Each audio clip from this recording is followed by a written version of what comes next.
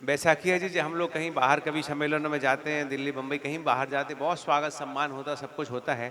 मगर अपने गांव अपने शहर में अगर कोई एक प्यार भरे शब्द बोल दे, एक माला डाल दे, तो बड़ा आनंदित हो जाता है। लेकिन आज यहाँ की नागपुर जैन समाज को देख करके कितना विशाल हृदय है कि अपने बीच के अनिल भाई के सम्मान में पूरी समाज ने उनका जो स्वागत किया, इससे ऐसा लगता है कि आप लोग बहुत बड़े दिल वाले हैं। भाई अनिल जी का जो आपने स्वागत सम्मान किया, मैं आपका सम्मान करता हूं, आपकी समाज का। ऐसे लोगों को निश्चित तौर पर आप बहुत सहयोग करें, जो लोग अपना धन लगाते हैं, तन लगाते हैं, मन लगाते, सेवा लगाते हैं। ऐसे लोगों के लिए हम कंधे से कंधा मिला करके कार्य करें। मैं गुरुदेव के चरणों में कल यहाँ की बहुत अच्छे कार्यक्रम की चर्चा करूँगा। अध्यक्ष जी बैठे हैं, हमारे पुराने मित्र हैं, सामने बैठे हैं। अब ज़्यादा समय हमारे पास में नहीं है, बहुत अच्छे कवि हैं। एक हमारे इंद्रचंद जी वेद बूथ क्या, हाँ, वो भी हमारे बीच में चार पंक्तियाँ यहाँ पर अभी थोड़ी देर बाद रखेंगे। हमारे बम्बई का ये मित्र है, वो भी यहाँ कविता रखेंगे। मगर दो तीन छोटी छोटी चीज़ें आपको सुनाता हूँ। चार पंक्तियाँ रूपाली जी ये नए गीत की प्रस्तुत करता हूँ। हमारे मनीष नायक ने बीच में आचार्य श्री के सामने बोल दिया। मैंने एक शब्द बोला था आचार्य श्री के लिए, जिस दिन आपके गीत नहीं गाऊंगा तो मर जाऊंगा। तो बोले अजय भैया मरना शब्द, फिर मैंने उनको समझाया। मैंने कहा साहित्य पढ़ा करो, मरना का मतलब ये होता है कि जीवन का कोई सार्थकपन नहीं। चार पंक्तियां देखिए। जिस दिन ऐसे चंदन जैसे, जिस दिन ऐसे चंदन जैसे शीतल गुरु के गीत न गाऊंगा, अरे सच कहता हूँ दुनिया वालों मैं मर जाऊंगा। अरे सच कहता हूँ मानव जीवन व्यथा गवाऊंगा। मेरे गुरुवर ज्ञान गंग की गागर हैं, मेरे गुरुवर करुणा सुधा के सागर हैं। मेरे गुरुवर जब देखो जप करते हैं, मेरे गुरुवर जब देखो तप करते हैं। जिस दिन ऐसे हितोपदेश के गीत न गाऊंगा, अरे सच कहता हूँ दुनिया वालों मैं मर जाऊंगा। अरे सच कहता हूँ मानव जीवन व्यथा गवाऊंगा। मेरे गुरुवर गौतम बुद्ध सा मौन है, मेरे गुरुवर जैसा बोलो कौन है। मेरे गुरुवर जैन जगत की आन है, मेरे गुरुवर भारत माँ की शान है। जिस दिन ऐसे हितोपदेश के गीत न गाऊंगा, अरे सच कहता हूँ दुनिया वालों मैं मर जाऊंगा। अब ईको बनाओ जरा, मैं दो तीन आवाज सुना दूं, क्योंकि हमारा ये भाई जो है ना, ये यूट्यूब पे कल डालेगा। हमें बहुत बड़े बड़े कार्यक्रमों में जाना है, इसलिए थोड़ा सा ग्रीनेज बुक में मैंने शंख बजाया था, वो ग्रीनेज बुक में प्रस्तावित है कि मुख से भी शंख बजाया जा सकता है। कल मैं आचार्य श्री के समक्ष मूक माटी की कविता, अमिताभ बच्चन और 8-10 आवाज़ें जो हैं वो कैसे पढ़ेंगी, कल वहाँ पर एक प्रस्तुतिकरण है, आप जरूर टीवी पर देखिएगा। चार पंक्तियाँ। यदि आज के इस कार्यक्रम को अमीन सैनी जी, जो कि आपने बिना का गीतमाला पहले चलती थी उसमें सुना होगा, यदि वो आज के इस कार्यक्रम को संपन्न कराने के लिए आते तो कैसे? अमीन सैनी जी थोड़ा वेश बना करके आवाज़ थोड़ी तेज करें। में महासती मैना सुंदरी और रविंद्र जैन के मर्म स्पर्शी गीत और संगीत से सजी हुई पंच मेरु पूजा। याद रखिए, पशु पक्षियों को मारना, सताना, प्रताड़ना देना कानूनन अपराध है। इस प्रकार के अपराध करने वाले के लिए कठोर दंड और कारावास का भी प्रावधान है।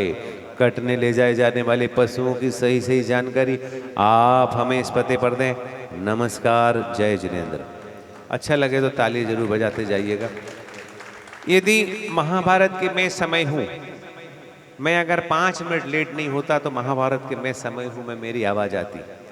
बहरहाल आपको एक बात और बता दूं कि अभी एक अहिंसा के पुजारी फिल्म बनी थी, उसमें मैंने युवराज महावीर की भूमिका निभाई है, वो भी आपको देखने को मिलेगी।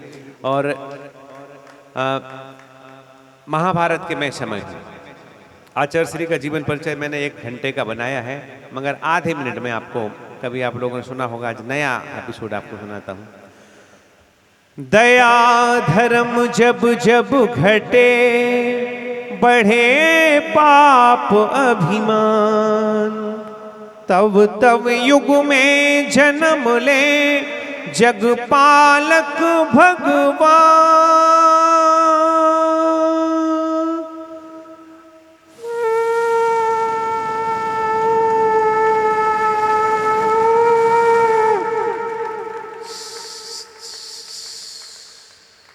कंस का दुर्भाग्य उसे वे बातें मानने ही नहीं देगा जिसमें उसका बचाव है। और जब आकाशवाणी हुई कि कंस तू ये बात मान ले, तो देवकी की कुंडली में तो पुत्री है ही नहीं, तो फिर वह चल पड़ा तलवार लेकर कारागार की ओर, जहां पर देवकी ये सोच रही है। इस बात को यहीं छोड़कर मैं आपको महाराष्ट्र के नागपुर की ओर ले चल रहा हूँ, जहाँ पर संत शिरोमणि आचार्य परमेश्वरी गुरुदेव विद्यासागर जी महाराज का संयम स्वर्ण जयंती समारोह दिगंबर जैन समाज नागपुर की तरफ से संपन्न होने जा रहा है। मैंने मर्यादा पुरुषोत्तम भगवान श्री राम को वनवास जाते हुए और यशोदा के लाडले कन्हैया को माखन चुराते हुए भी देखा है, और मैंने ही विद्याधर बनाम पीलू को मातुश्री की जी की गोद में किलकारियां और चटुकारियां लगाते हुए देखा है। मैं जब प्रकाश बनकर क्षितिज के गर्भ में होता हूँ, तभी अंधकार बनकर के प्रकट ही रहता हूँ। यदि मैं आपको आचार्य विद्यासागर जी महाराज के त्याग और तपस्या की कहानी सुनाऊं, तो कई दिन और कई रातें व्यतीत हो जाएंगी, क्योंकि किसी महान पुरुष ने कहा भी है, हरि अनंत हरि कथा अनंता। इसीलिए मैं उन्हें यहीं पर प्रणाम करता हूँ।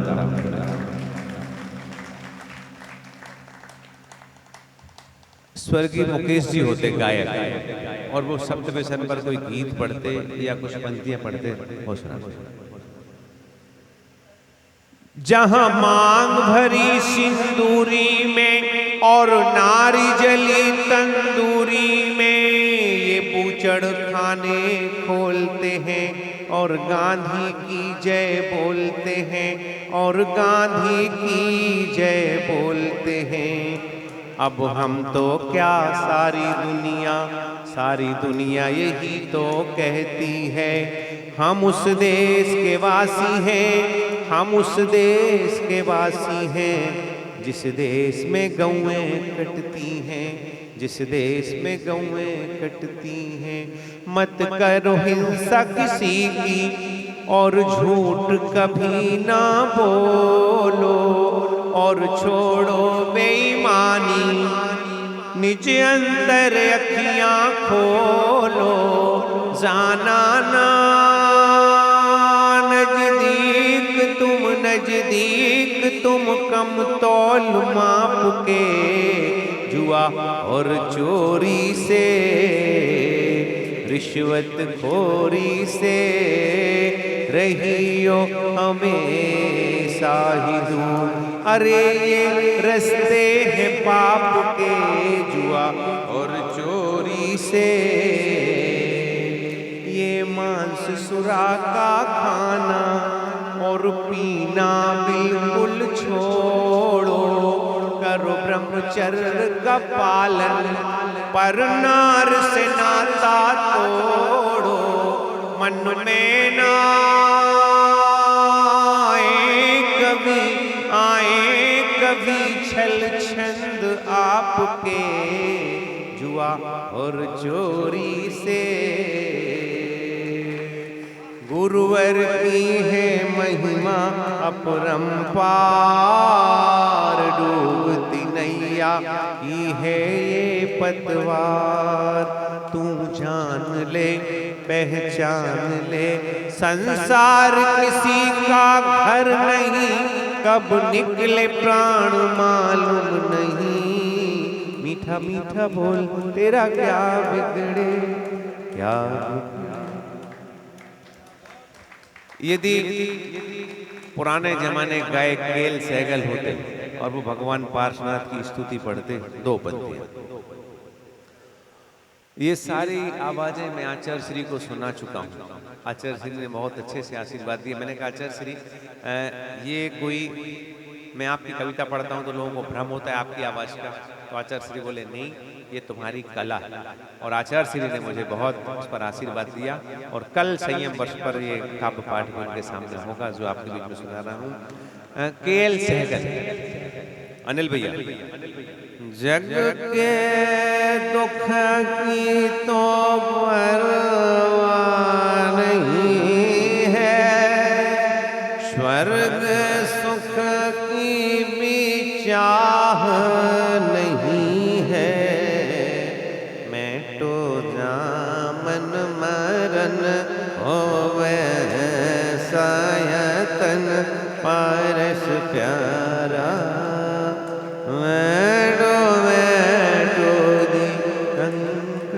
बोलो पार्श्वनाथ भगवान की। अभी मुझे इंदौर बुलाया गया था, प्रदीप जी। हाँ हाँ बोल सुना, एक तो आवाज सुना करके। यार अनिल भैया ने इतना पैसा खर्चा किया है, थोड़ा आनंद ले लो। अरे मतलब उनके साथियों ने, गोंद वालों ने और बैसाखिया जी ने, शीतल भैया ने, और हमारे द्वारकाधीश तो बैठे टेंशन का लल्ला बैठे हमारे, कहाँ गए नेताजी। एकाध संस्कृति विभाग से 1 लाख रुपए का चेक दिला दूं। चलिए प्रदीप जी, स्वर्गीय प्रदीप जी गायक, 4 पंक्ति उनकी। कभी तो पल भर सोच ले प्राणी, क्या है तेरी कर्म कहानी, पता लगा ले, पता लगा ले, पड़े हैं कितने दाग तेरे दामन में। आचार्य गुरुदेव की कृपा से जिन आवाज को चाहा, आचार्य रजनीश जी हों या और भी कई आवाजें सुने। अनिल भैया एक बहुत अच्छी बात बता दूं सारी समाज के बीच में, अभी रामायण हमारे अयोध्या पीठ के पीठाधीश्वर जन्मेजय शरणदास जी महाराज, उन्होंने कहा अजय भैया आपके मुख से रामायण सुनना है। और अभी एक बड़े कार्यक्रम में आए थे, सत्यम योगी जी भी आए थे, उनके बीच में 2-3 चीज सुनाई थी, वो आपको सुनाता हूँ। रामायण की कुछ पंक्तियां जिनमें आपको टीवी वीडियो के माध्यम से शीघ्र ही आपके मार्केट में भी आ जाएंगे। मुकेश भैया। मंगल भवन अमंगल हारी, द्रवहुं सुदशरथ अजर बिहारी, विनय न मानत जलधि जड़, गए 3 दिन भी बोले राम सकोप, तब भय बिनु होई न, जो जस करहि सो तस फल पावा, सुर नर मुनि जन ग्रंथनि गावा, हुई है वही जो राम रचि राखा, को करी तर्क बढ़ावे शाखा, कथा विसर्जन होत है, सुनहु वीर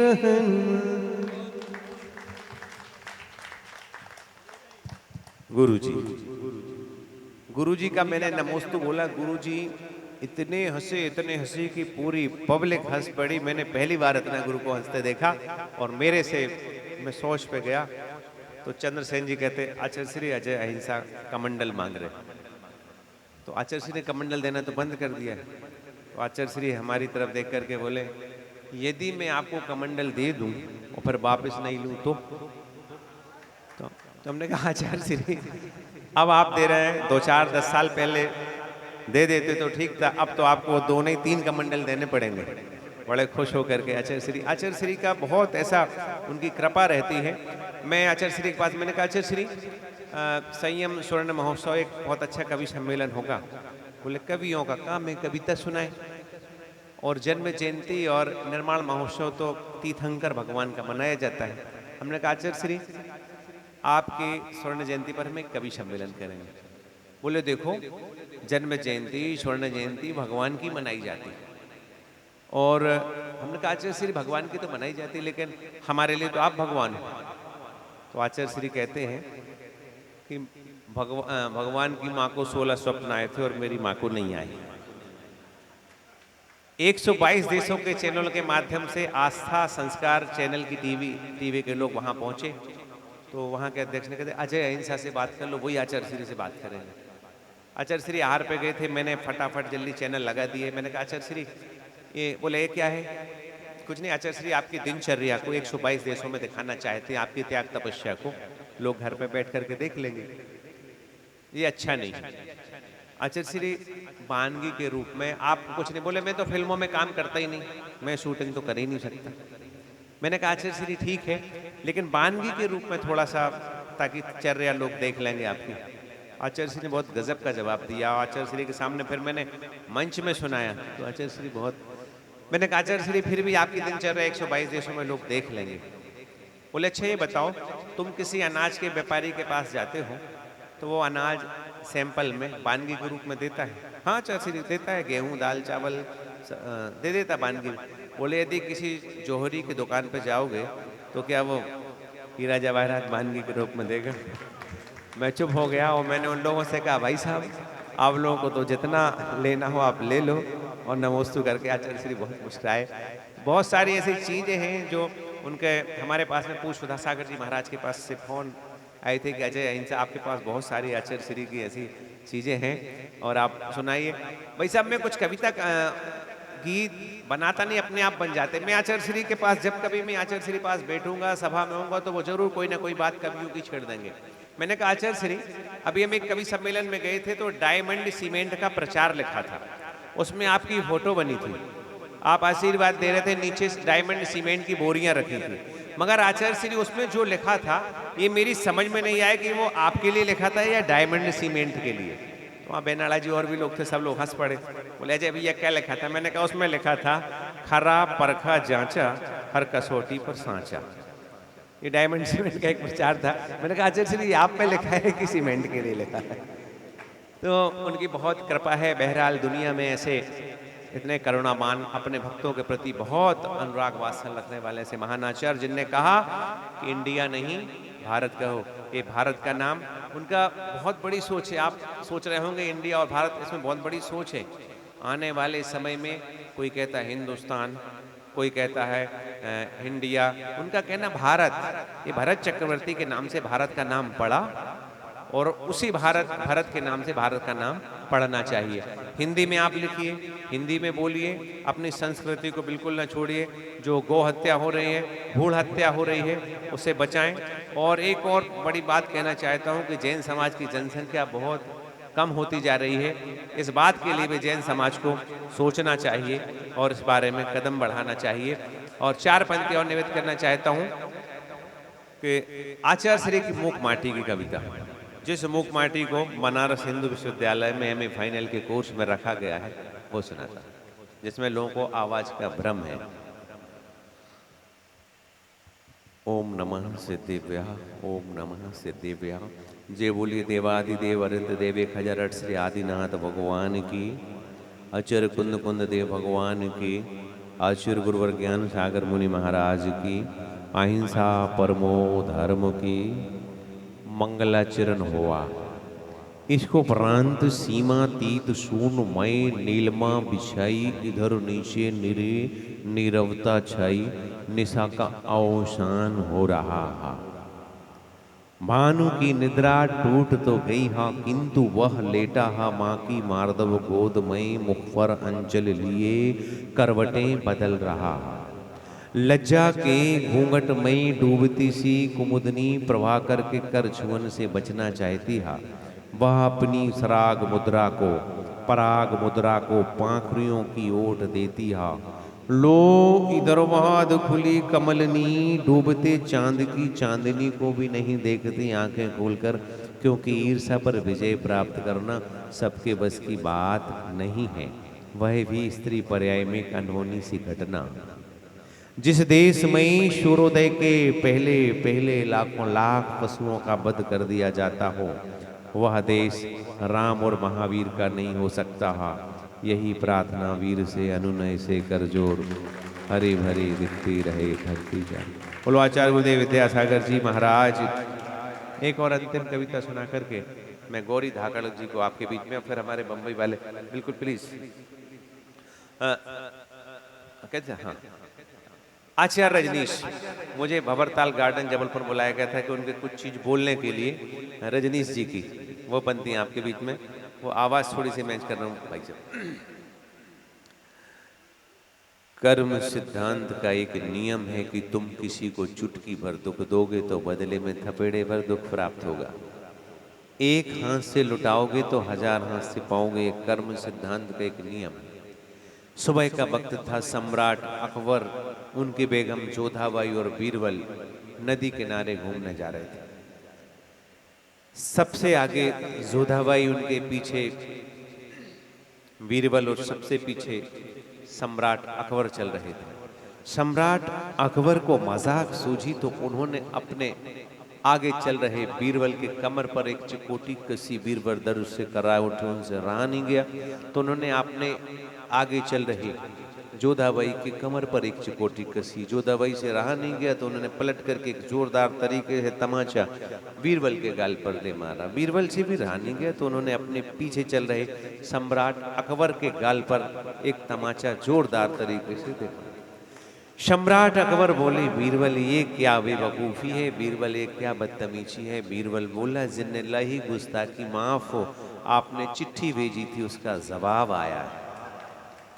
कहने का तात्पर्य यह है कि एक हाथ से लुटाएंगे तो 1000 हाथ से पाएंगे। किसी को चुटकी भर दुख देंगे, थपेड़े भर दुख प्राप्त होंगे। आज हमारे अनिल भैया और उनके मित्रों ने वहाँ जाकर के अनाथालय में वस्त्र बांटे। भगवान करे आपको वस्त्र की जरूरत ही न पड़े और आपका बहुत अच्छा समाधि और सबका बढ़िया बढ़िया काम हो, ऐसे मंगल भाव के साथ में। मैं बैसाखी जी कहाँ, अच्छा आ रहे, उसको तो कोई नहीं रोक सकता, हमारे मोदी जी भी नहीं रोक सकते। हमारे मोदी जी बहुत अच्छे। एक दिन उन्होंने टीवी पे कहा, न खाऊंगा न खाने दूंगा। दूसरे दिन कहा, स्वच्छ भारत, घर घर में शौचालय बनवाओ। अरे भाई, जब कोई खाएगा नहीं तो जाएगा क्या? मोदी जी कुछ ना कुछ अपने चलते ही रहते। अब जब देखो, जब टीवी पर अभी तक उन्होंने 56 बार मन की बात कर ली। अगर उनकी घरवाली होती तो वो एक बार मन की बात नहीं करती, किससे करे मन की बात। इसलिए वो पूरी जनता के प्राण लिए हैं, मन की बात, मन की बात, मन की बात। बहरहाल हमारे बीच में भाई गौरी धाकड़, जो कि ओज के बहुत बड़े कवि हैं, लाल किले की प्राचीर से कवि, आपने उनको सुना होगा, बड़े बड़े कवि सम्मेलनों में हमारे बीच जाते हैं। उनका सम्मान करें, तालियां बजाएं। और अभी हमारे जो पहले भैया पंक्ति